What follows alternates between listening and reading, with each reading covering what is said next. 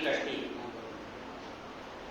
تو عزیزوں اس حدیث سے یہ بات تو واضح اور روشن ہے کہ اگر ہدایت دینا ہے تو در حسین جانا پڑے گا. صرف اسکول کے دروازے پر آ کر چلے جانا کیا انسان کو ایجوکیشن مل جائے گا؟ نہیں مل سکتا.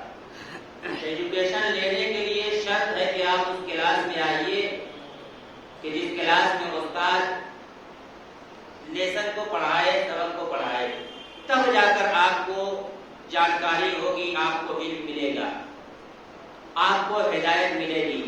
تو عزیزو حسین نے ایک فرش ادا کی صورت میں ایک ایسی درسگاہ کھول دی ہے، اور یہ ایسی درسگاہ ہے کہ جہاں کسی مذہب و ملت کی قید نہیں ہے، بلکہ اس درسگاہ میں سبھی آتے ہیں. تاریخ اٹھا کر دیکھ لیجیے، ماہ سیام میں صرف شیعی حسین کا غم نہیں مناتے. جن دلوں میں انسانیت زندہ ہے وہ حسین کے غم کو مناتی ہے. کیوں؟ اس لیے کہ حسین نے اپنی یونیورسٹی سے فرش ادا ایک ایسی یونیورسٹی ہے کہ جہاں سے ہدایتیں دی جاتی ہیں، جہاں سے انسان اپنی اصلاح کرتا ہے، جہاں سے اچھائیوں اور برائیوں کے درمیان ڈفرینس پیدا ہوتا ہے. ان ساری چیزوں کو جاننے کے بعد جس دلوں میں انسانیت زندہ ہے وہ حسین کو یاد کر رہا ہے، وہ اچھائیوں کو یاد کر رہا ہے.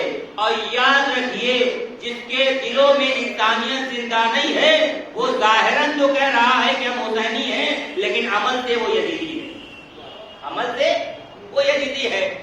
اور عزیزو صرف ہدایت کے چراغ نہیں ہیں. آگے پھر حدیث کا آگے بڑھ کے نبی نے فرمایا کہ نجات کی کشتی ہے. کیا مطلب؟ یعنی جو اس کشتی میں سوار ہوگا اسے ہی نجات مل سکتی ہے، اور جو اس کشتی سے دور ہوگا اسے نجات نہیں مل سکتی. کشتی کی بات آ گئی تو ہماری نظر میں ایک نبی کی حدیث کے مطابق ہم نے کشتی دیکھی، حسین کی کشتی، اور ایک کشتی ہم نے تاریخ میں ایسی دیکھی کہ خود جناب نوح نے بنائی ہے. وقت نہیں ہے کہ میں پورا واقعہ آپ کے سامنے تفصیلی بیان کروں.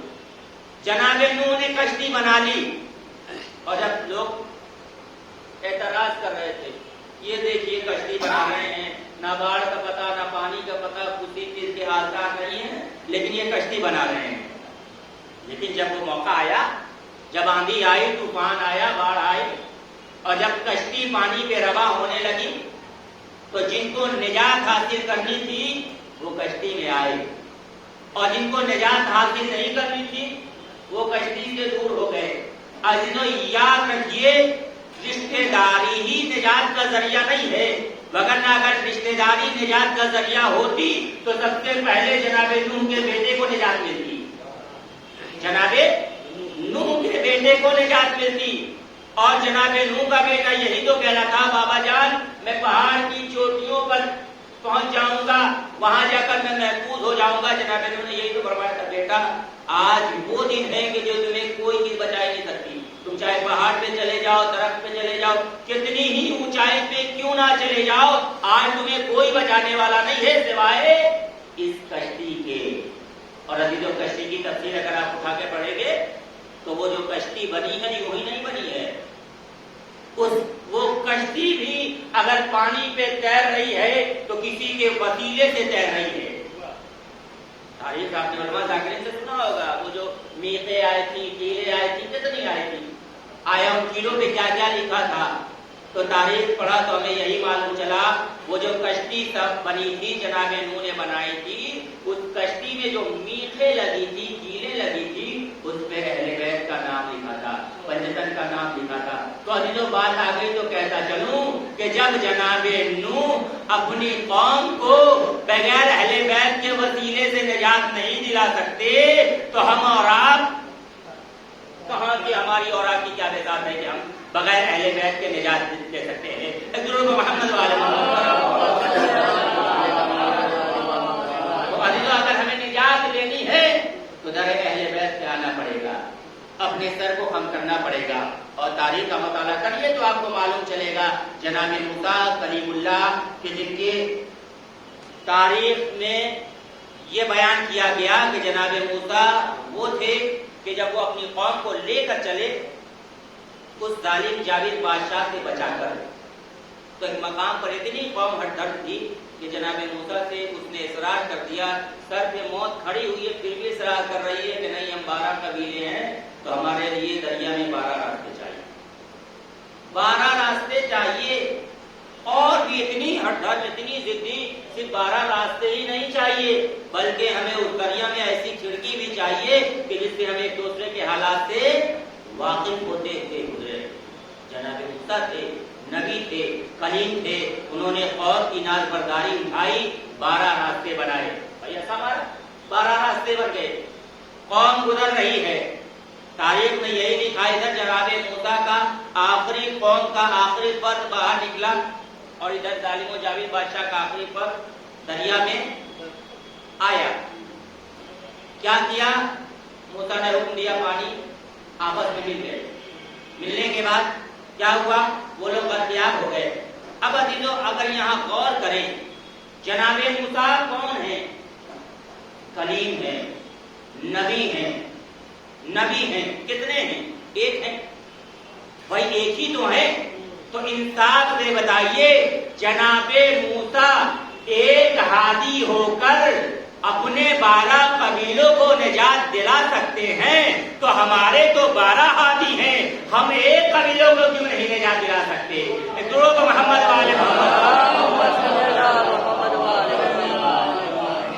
تو عزیزوں میں غور کرنا چاہیے کہ یقیناً اگر ہمیں نجات لینی ہے اور ہدایت حاصل کرنی ہے تو درین اہل بیت آنا پڑے گا۔ کیوں؟ اس لیے کہ نبی نے فرمایا ہے کہ حسین ہدایت کے چراغ ہے، نبی کا فرمان، اور ایک طرف خواجہ معین الدین چشتی نے فرمایا کہ شاہ است حسین، بادشاہ است حسین، دین است حسین، دی پناہ است حسین، سردار نداد کر دست عظیم حقا کی لا الہ۔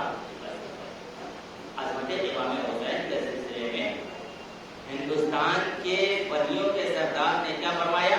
حسین ہی وہ شخصیت ہے کہ جو شاہ بھی ہے، حسین ہی وہ شخصیت ہے جو بادشاہ بھی ہے، حسین ہی کی وہ عظمت ہے کہ جس نے یزید کے سامنے سر تو دے دیا لیکن اس کی بیعت نہیں کی، دین اسلام کو بچایا ہے۔ تو امام حسین نے اور خود کلمہ لا الہ الا اللہ کی اگر بنا ہے تو وہ کوئی اور نہیں، امام حسین کی ذات ہے۔ درود محمد والے محمد۔ مجھے بلال قادری کے بڑے پیارے شعر یاد آ گئے، بڑا پیارا شعر انہوں نے کہا عظمت امام حسین کے سلسلے میں، کیونکہ حدیث میں نے پڑھی، عظمت امام حسین کے سلسلے میں وہ کہتے ہیں کہ کون حسین؟ امام حسین کا انٹروڈکشن جاننا ہے تو اس شعر پہ ذرا غور کریے، عظمت حسین سمجھ میں آئے گا۔ کون حسین؟ وہ کہتے ہیں کہ نبی کی عرش نگاہی کا آفتاب حسین۔ کون حسین؟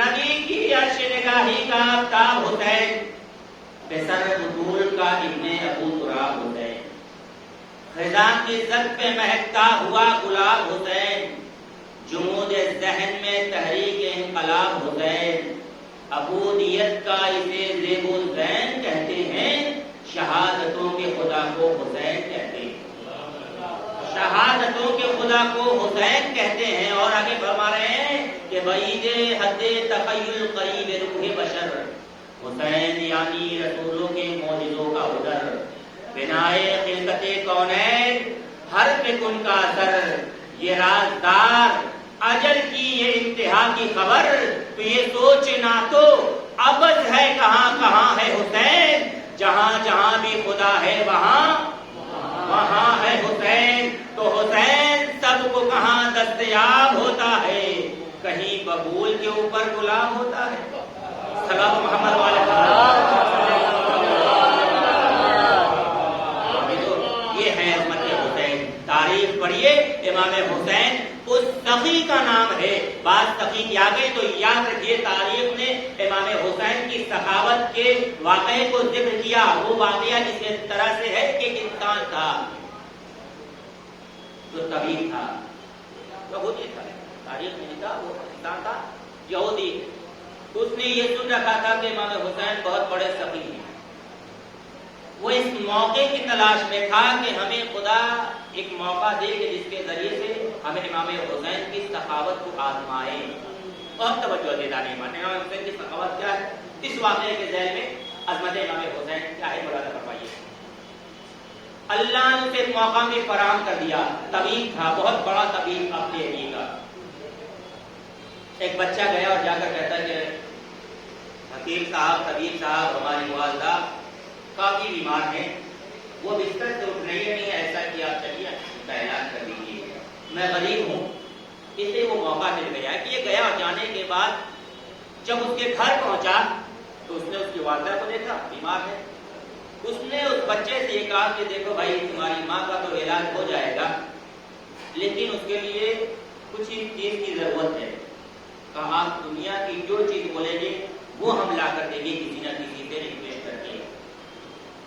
बहुत तवज्जो दिलाने वाला, कहा कि मुझे कुछ और चीज की जरूरत नहीं है। कहा नमाज़े रसूल के पास चले जाओ, हुसैन के पास चले जाओ, उनके पास एक घोड़ा है। बहुत तवज्जो दिलाने वाला, उनके पास एक अस्प है, घोड़ा है, उस घोड़े का जिगर चाहिए। जब वो तुम जिगर ला कर दे दोगे तो तुम्हारी माँ का इलाज हो जाएगा, वो सही हो जाएगा।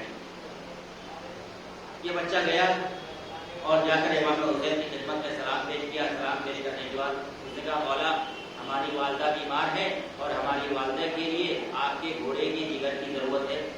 इमाम ने फरमाया बस? कहा इमाम के अस्पताल में बहुत सारे घोड़े बंधे हुए थे। इमाम ने घोड़े को ज़िबा कराया और उसके जिगर को दिया। ये बच्चा लेकर गया तबीब के पास। अब जैसे ही तबीब के पास जाता है, तबीब ने कहा अच्छा ये बताओ ये कौन से रंग के घोड़े का जिगर है? कहा ये स्याह रंग के जो घोड़े का जिगर। कहा नहीं, मैंने स्याह रंग का नहीं कहा, सफेद रंग के घोड़े का जिगर लेकर आओ तो तुम्हारी माँ का इलाज हो जाएगा। बहुत तवज्जो देने वाला। ये बच्चा फिर इमाम की खिदमत में गया और जाने के बाद वो हालात इमाम से बयान किए। इमाम ने अपना सफेद रंग का घोड़ा बुलाया और मंगाया, और मंगाने के बाद उसको ज़िबा किया, उसका जिगर निकाला, उस बच्चे के हवाले किया। फिर जब वो वापस गया तो फिर तबीब ने कहा नहीं, मैंने सफेद रंग का नहीं कहा था, मैंने लाल रंग का कहा था। हत्ता के यहाँ तक कि उसने यही जुमले कह के 7 घोड़े ज़िबा करवा दिए। एक नहीं, 7 घोड़े ज़िबा करवा दिए।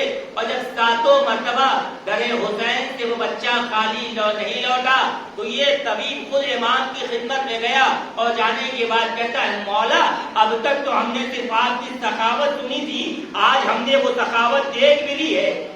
इमाम ने फरमाया बस यही। कहा नहीं, अभी तू हम पर ईमान नहीं लाया है, अभी भी तेरे दिल में शक है। इमाम उसे अस्तबल में लेकर आते हैं और लाने के बाद सारे घोड़ों को हुक्म देते हैं। ये सारे घोड़े अब तक जो मुर्दा थे हुक्म इमाम से जिंदा हो जाते हैं। अब जैसे ही घोड़े जिंदा होते हैं वो फौरन इमाम के कदमों पर गिर के कहता है मौला हमें माफ कर दीजिएगा, आप गवाह रहिएगा कि मैं आपके हाथों पर कलमा शहादत पढ़ रहा हूँ। एक लोग मोहम्मद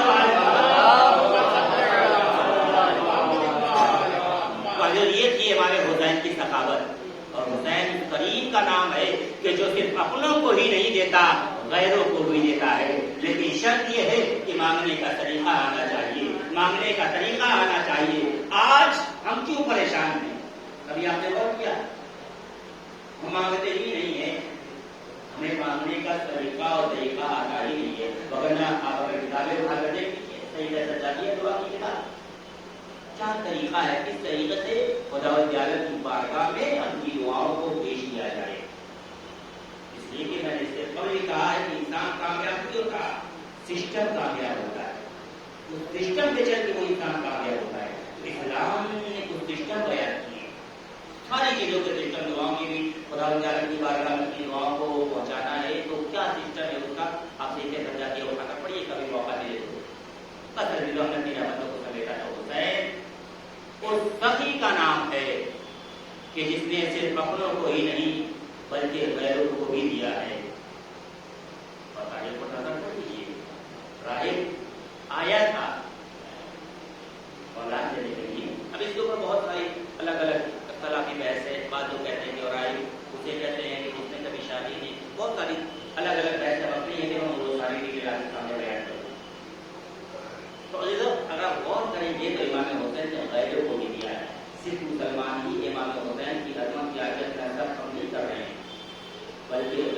کہ امام حسین کی عظمت کے آگے اپنا سر تسلیم خم کیے ہوئے کہہ رہے ہیں. یہی وجہ ہے کہ ماہ رضا آتے ہی کوئی امام حسین کو مولا کے نام سے یاد کرتا ہے, کوئی امام حسین کو آقا کے نام سے یاد کرتا ہے, کوئی امام حسین کو داہا والے بابا کے نام سے یاد کرتا ہے. کیوں؟ اس لیے کہ در حسین سے کوئی خالی نہیں گیا, کوئی خالی نہیں گیا. اگر کوئی بے سر آیا ہے تو ادھر سے ابو ذر بن کر گیا ہے. اور یقیناً تاریخ کربلا اٹھا کر پڑھیے, امام حسین نے اگر قاتل نے بھی امام حسین سے کچھ طلب کیا ہے تو امام حسین نے اپنے قاتل کو بھی واپس نہیں بٹھایا. قاتل نے سر امام حسین مانگا, حسین نے اپنے سر کو قربان کر دیا اور یہ کہا کہ یاد رکھنا ہم اس نسل سے ہیں, ہم اس قبیلے سے ہیں کہ جس کے سر پہ اگر قاتل بھی آ جائے تو وہ بھی خالی واپس نہیں جاتا. بس جو تاریخ کربلا ہی ایک ایسی تاریخ ہے کہ جہاں سے ہمیں ساری چیزیں معلوم ہوتی ہیں. صبر کرنے کا طریقہ تاریخ کربلا سے ملے گا, رشتوں میں وفاداری تاریخ کربلا سے سیکھنا پڑے گا. اور باب ادا اگر آپ غور کریں, بس مصاحف کے 2 جملے اور آپ کی رحمت تمام. اور باب ادا اگر آپ غور کریں امام حسین کی مظلومیت کو تو یقیناً آنکھوں سے آنسو آ جائے گا. تاریخ بتاتی ہے کہ جب بعد شہادت حسین اور باب ادا جب بعد شہادت حسین اہل بیت اطہار کے خیام میں آگ لگا دی گئی تو باب ادا تنہا زینب ہے جو اہل حرم کی پاسبانی کر رہی ہے. ایک ٹوٹا ہوا چہرہ لیے زینب ہے جو بچوں کی رکھوالی کر رہی ہے. اور باب ادا زینب نے کیا دیکھا, ایک سوار ہے جو چلا آ رہا ہے.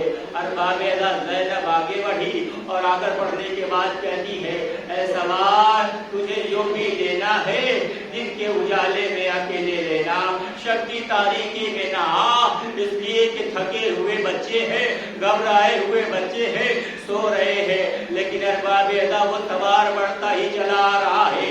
ارباب ادا تاریخ کے جملے ہیں, علی کی بیٹی کو جلا لایا.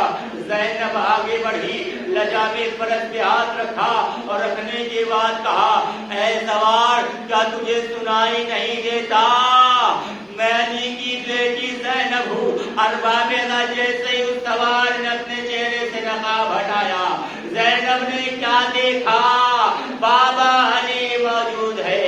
ارباب ادا زینب نے بیان کرنا شروع کر دیا, اے بابا آپ اس وقت آئے جب میرا ماں جایا حسین قتل کر دیا گیا. اے بابا آپ اس وقت آئے جب قاسم کا لاشا پامال ہو گیا.